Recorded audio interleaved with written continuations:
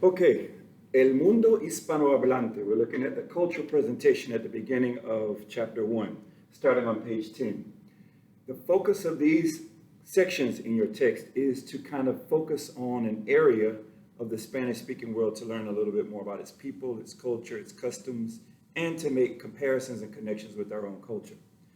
El Mundo Hispanohablante means the Spanish-speaking world. So they're trying to introduce to us, when we talk about Spanish speakers, what countries, what peoples, what regions of the world are we talking about? And so I've written here on the board, just to kind of help orient a little bit, 5 different geographical regions on the world.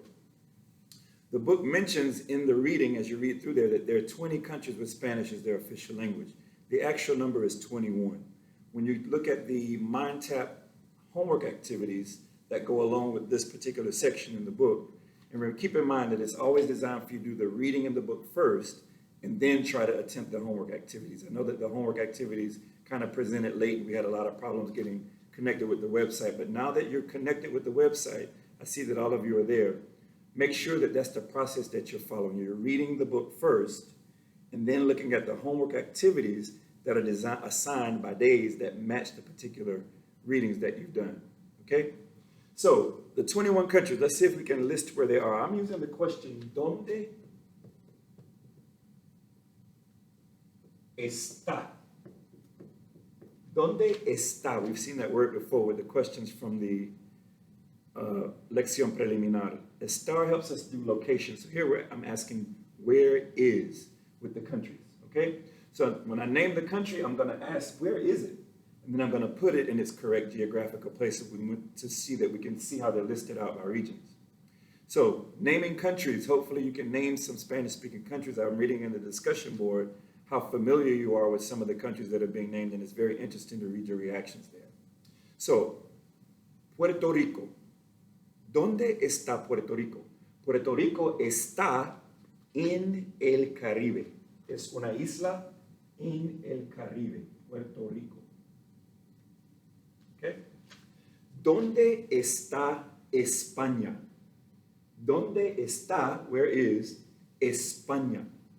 That's Spain. España está en Europa. España, that's the country of Spain. ¿Dónde está Colombia? ¿Dónde está Colombia? Colombia está en el continente de la América del Sur. Colombia, right? So, of course, that's not spelled the same way as the capital of South Carolina, Columbia, right? There's a different spelling, which means there's a different sound. Colombia instead of Colombia, right? Colombia. ¿Dónde está Nicaragua? Nicaragua. Nicaragua está en América Central. Nicaragua. ¿Dónde está Perú? ¿Dónde está Perú? Perú está en América del Sur. Perú. ¿Dónde está Cuba? ¿Dónde está Cuba? Cuba está en el Caribe, otra isla en el Caribe. ¿Dónde está Guinea Ecuatorial? Guinea Ecuatorial. Es el único país que está en África, en el continente de África. Guinea Ecuatorial. ¿Okay? ¿Dónde está Panamá? ¿Dónde está Panamá? Panamá está en América Central. Panamá. ¿Dónde está Chile? Chile. Chile está en América del Sur. ¿Dónde está Honduras? Honduras. Even though we don't hear the H, it starts with the letter H. Honduras. Honduras está en América Central. ¿Dónde está Argentina? Argentina. Argentina está en América del Sur. ¿Okay?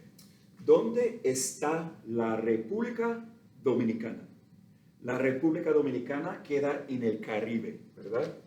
La República Dominicana.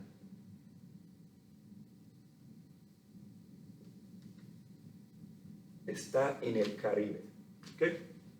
¿Dónde está Ecuador? Ecuador. Ecuador queda en América del Sur. Almost wrote it in the wrong place.